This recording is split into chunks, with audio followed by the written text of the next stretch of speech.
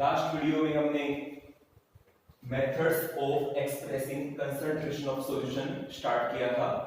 आज हम उसी को कंटिन्यू करेंगे। कौन कौन से मेथड हमने पढ़ लिए थे? फर्स्ट हमने डिस्कस किया था स्ट्रेंथ के बाद हमने डिस्कस किया था मास परसेंटेज के बाद हमने डिस्कस किया था वॉल्यूम परसेंटेज, उसके बाद मास वॉल्यूम परसेंटेज के बाद हमने डिस्कस किया था ppm पार्ट्स पर मिलियन। और आज हम डिस्कस करने जा रहे हैं एक इंपॉर्टेंट टॉपिक, एक इंपॉर्टेंट मेथड जिसका नाम है मोलैरिटी को हम कैपिटल M से डिनोट करते हैं। What is the symbol of molarity? Capital M। By definition यदि हम देखें तो जो मोलैरिटी है वो क्या होती है? Number of moles of solute present in 1 litre of solution. मतलब क्या हुआ इसका? ध्यान दें सभी। 1 लीटर सॉल्यूशन में सोल्यूट के कितने मोल्स हैं? मैं आपको कोई भी सॉल्यूशन दे दूं, 1 litre sugar solution, salt solution या कोई भी और सॉल्यूशन, और आपसे कहूं कि बताओ इसमें सोल्यूट के नंबर ऑफ मोल्स कितने हैं, तो जितने सोल्यूट के नंबर ऑफ मोल्स होंगे हम उसको उस सॉल्यूशन की मोलैरिटी कहेंगे।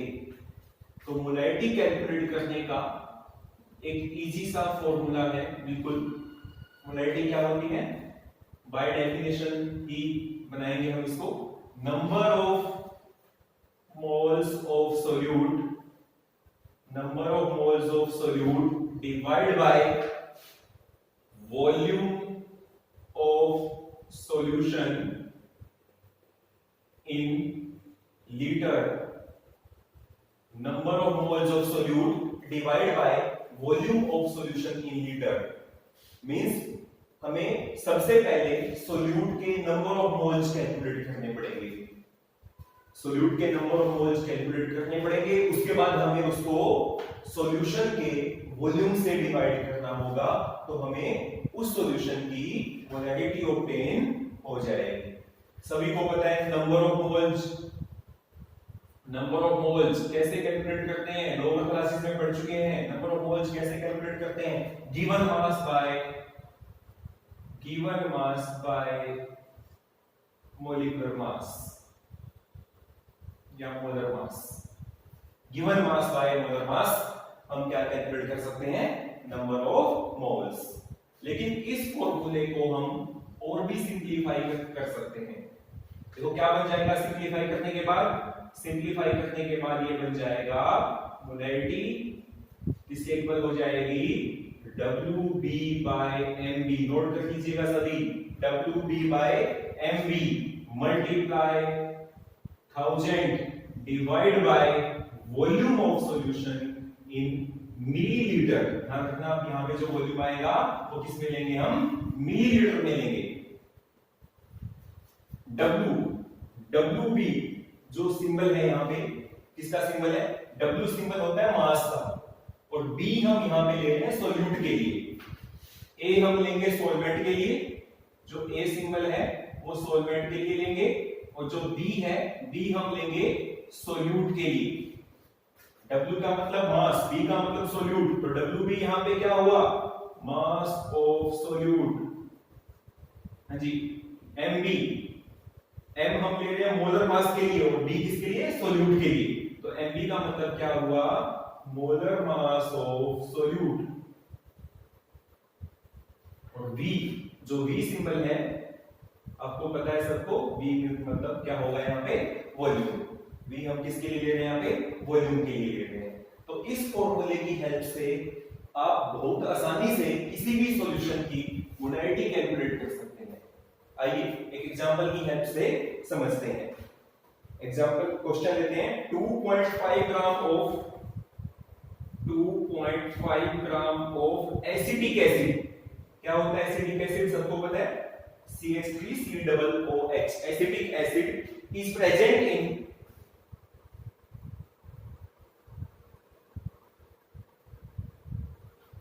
2.5 gram of acetic acid is present in 75 milliliter of a solution. 75 milliliter of a solution. Calculate its molarity.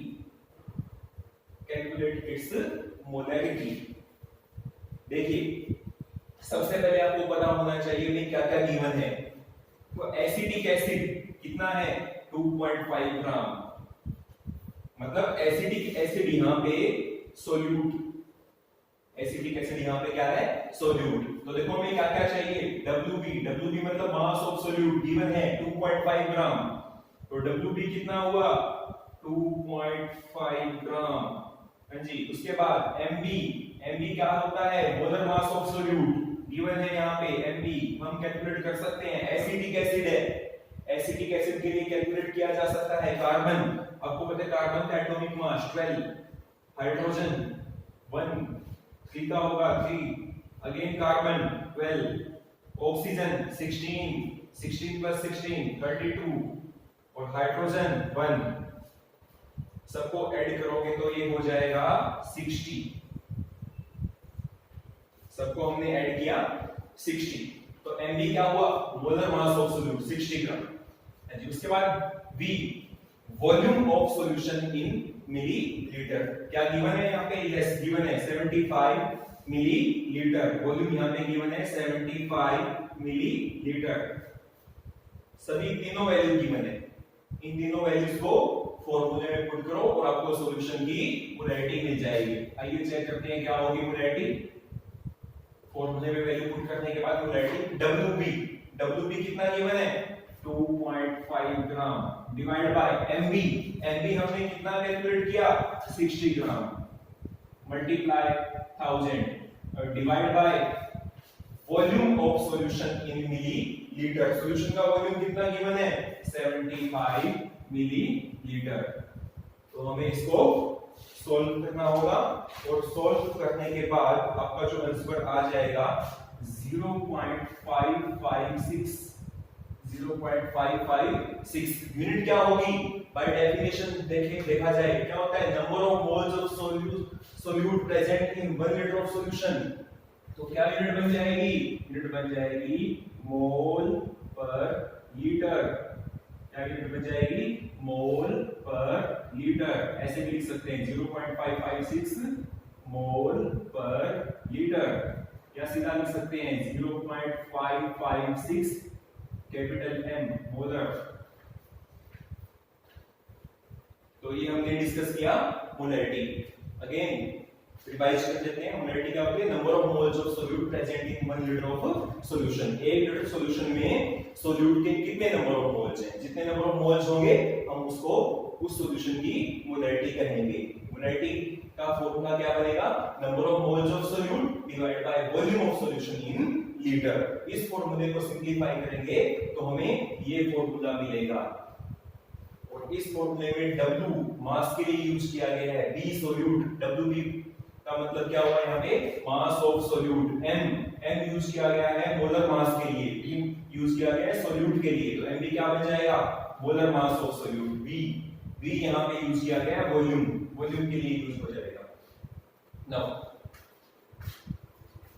Molarity equation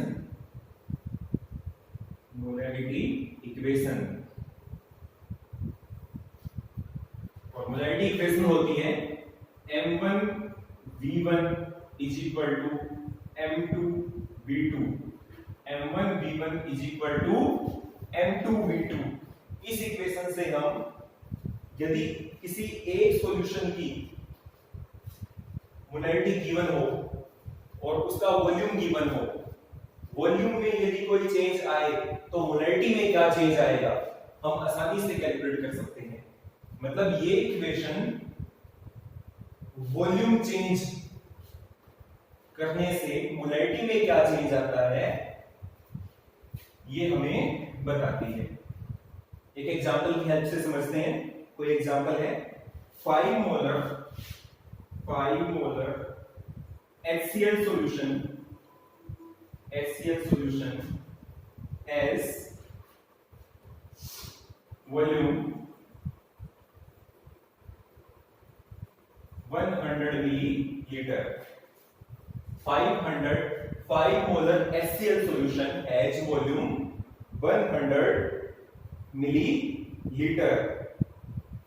What will be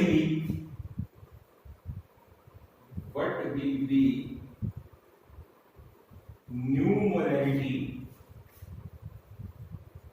if volume of solution get double? मतलब यदि हम solution का volume double कर दें तो molarity पे क्या effect पड़ेगा? मतलब ये इक्वेशन हमें वॉल्यूम चेंज का इफेक्ट बता रही है, किस पे? मोलैरिटी पे। भाई वॉल्यूम चेंज करेंगे तो मोलैरिटी पे क्या इफेक्ट पड़ेगा? आइए देखो m1 कितना गिवन है? 5 जी। m2 न्यू मोलैरिटी हमें कैलकुलेट करनी है। v1 वॉल्यूम कितना गिवन है? 100 मिलीलीटर। और कंडीशन यहाँ पे क्या लगाई हुई है? कंडीशन लगाई हुई है कि volume of solution get double. Solution का वॉल्यूम हमें डबल करना है। पहले वॉल्यूम कितना था? 100 मिलीलीटर। अब वॉल्यूम कितना हो गया? 200 मिलीलीटर। इन सभी वैल्यूज को मोलैरिटी इक्वेशन में यदि हम पुट करें तो हमें नई मोलैरिटी मिल जाएगी। न्यू मोलैरिटी क्या होगी? हमें ऑब्टेन हो जाएगी। हाँ जी, कीजिएगा पुट। m1 कितना गिवन है यहाँ पे? 5 इनटू v1 कितना है? 100 इज इक्वल टू m2 यहाँ पे हमें कैलकुलेट करना है। m2 की जगह हम m2 लिख लेते हैं इनटू v2 कितना है? 200 मिलीलीटर। इसको सॉल्व करेंगे तो m2 किसके इक्वल हो जाएगा? 200 डिवाइड में आ जाएगा 5 इनटू 100 डिवाइड बाय 200। सॉल्व करेंगे तो कितना आ जाएगा? 2.5। मतलब जो नई मोलैरिटी है वो कितनी होगी? 2.5 होगी। पहले कितनी थी? 5। अब कितनी आ गई? 2.5, हाफ हो गई। क्या कंक्लूजन निकला? कंक्लूजन निकलेगा कि यदि हम वॉल्यूम को डबल करेंगे तो मोलैरिटी हाफ रह जाती है, और वॉल्यूम को हाफ करते हैं तो मोलैरिटी डबल हो जाती है। प्लीज नोट कर लीजिएगा इस बात को। यदि हम किसी सॉल्यूशन का वॉल्यूम डबल करते हैं तो मोलैरिटी हाफ रह जाती है, और यदि किसी सॉल्यूशन का वॉल्यूम हाफ कर दें तो मोलैरिटी डबल हो जाती है। ये मोलैरिटी के बारे में आज हमने डिस्कस किया।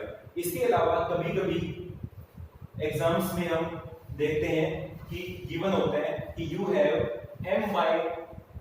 m/2 solution of a substance. किसी भी सब्सटेंस का आपके पास m/2 सॉल्यूशन है। m/2 का मतलब क्या होता है? m/2 का मतलब होता है जिसकी मोलैरिटी 1/2 हो। 1/2 का मतलब 0.5 m। जिसकी मोलैरिटी 0.5 हो, हाफ मोलैरिटी हो जिसकी, ऐसे सॉल्यूशन को बोला जाता है सेमी मोलर सॉल्यूशन। ऐसे सॉल्यूशन को बोला जाता है सेमी मोलर सॉल्यूशन। कई बार गिवन होता है you have m/10 solution. m/10 का मतलब क्या होता है? जिसकी मोलैरिटी 1/10 हो। 1/10 का मतलब 0.1 मोल। जिसकी मोलैरिटी कितनी हो? 0.1 हो।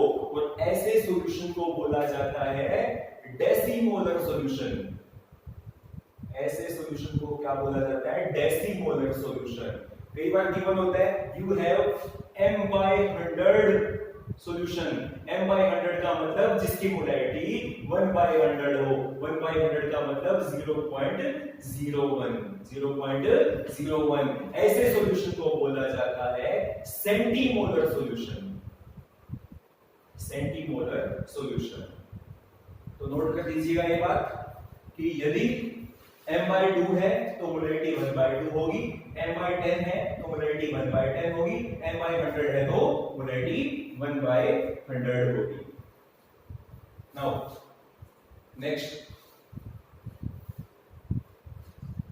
मोलैरिटी। नेक्स्ट जो मेथड है कंसंट्रेशन को मेजर करने का, मोलैलिटी।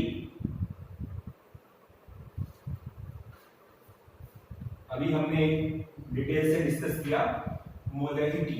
मोलैलिटी के बाद जो अब हम डिस्कस करने जा रहे हैं that is the molality, and the symbol of molality is small m। Small m। सबसे पहले डेफिनेशन देखते हैं, क्या होती है molality? Number of moles of solute, number of moles of solute present in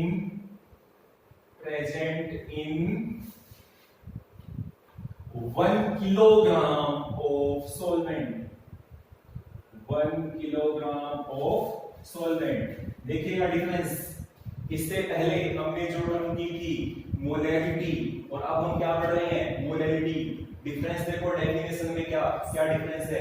definition में वहां क्या गिवन था?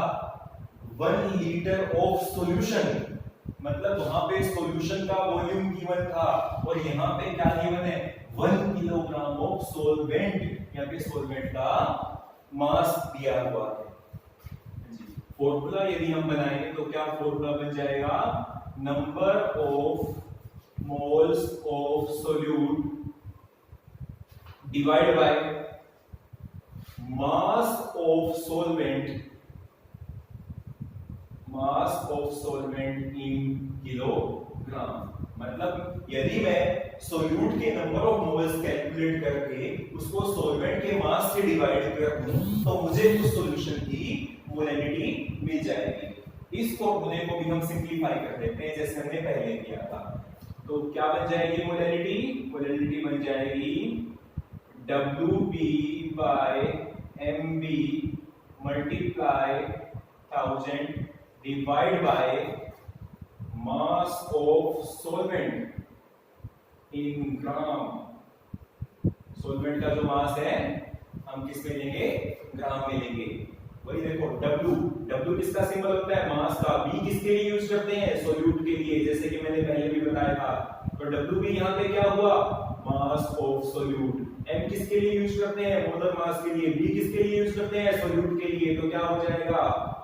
Molar mass of solute, molar mass of solute. W किसके लिए यूज करते हैं? मास के लिए। A किसके लिए यूज करते हैं? सॉल्वेंट के लिए। तो WA क्या हो जाएगा? मास of solvent, mass of solvent. तो WB क्या हुआ? मास ऑफ सोल्यूट। MB क्या हुआ? Molar mass of solute. देखो mass of solute divide by molar mass of solute, mass by molar mass बन गया ना वही number of moles. Number of moles यही तो होते हैं, given mass by molar mass, इसी को नंबर ऑफ मोल्स कहते हैं। हमने इस फॉर्मूले को सिंपलीफाई करके ही ये फॉर्मूला जनरेट किया है। अब एक क्वेश्चन की हेल्प से, न्यूमेरिकल की हेल्प से हम इसको सॉल्व कर देते हैं।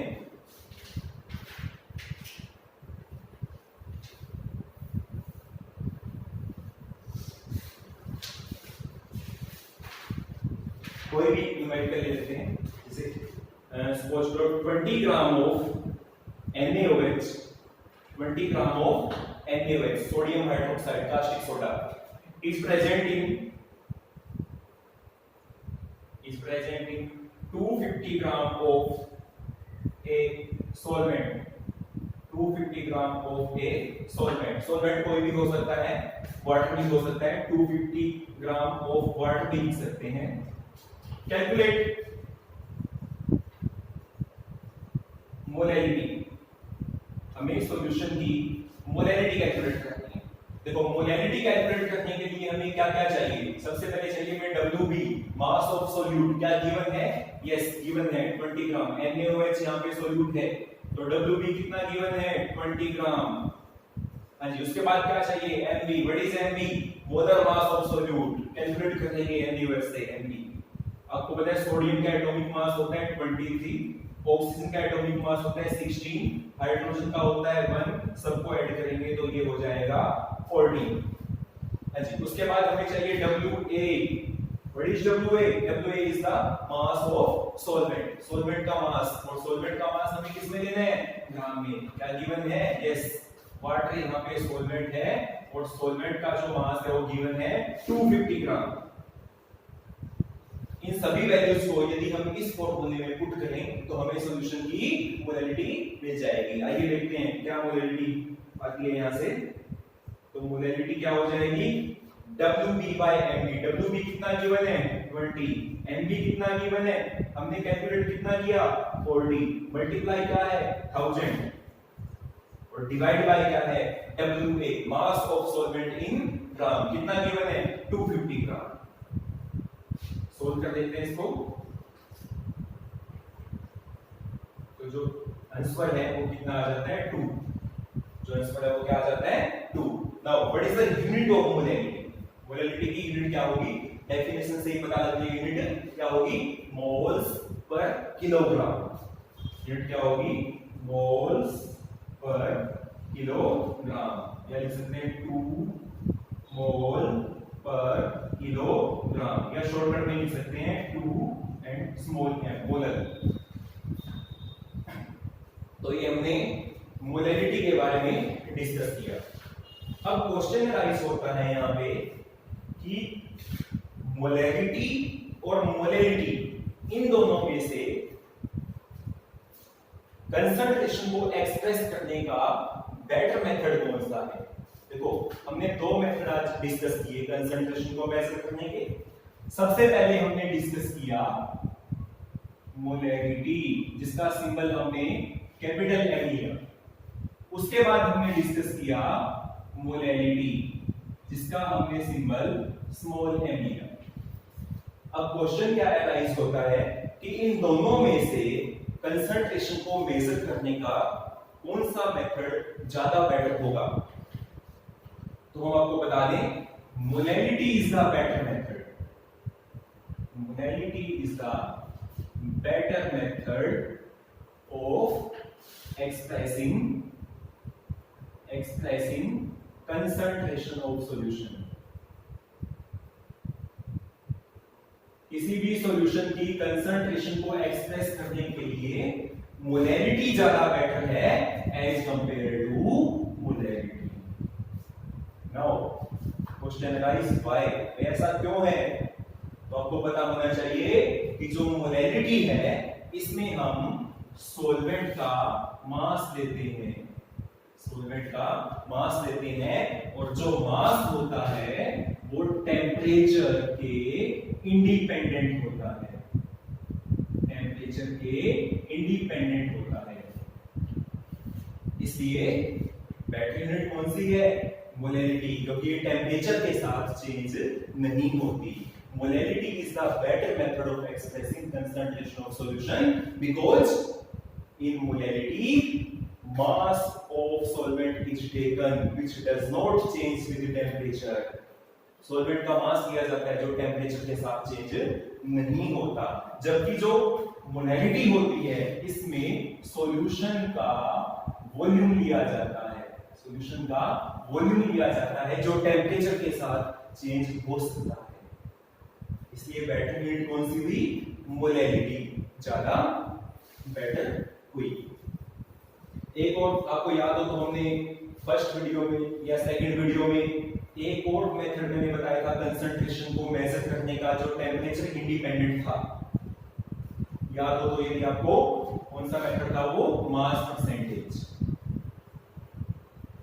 Just like mass percentage molality is also independent of temperature, molality भी टेम्परेचर के इंडिपेंडेंट होगी। Now next mole fraction. Next method is the mole fraction.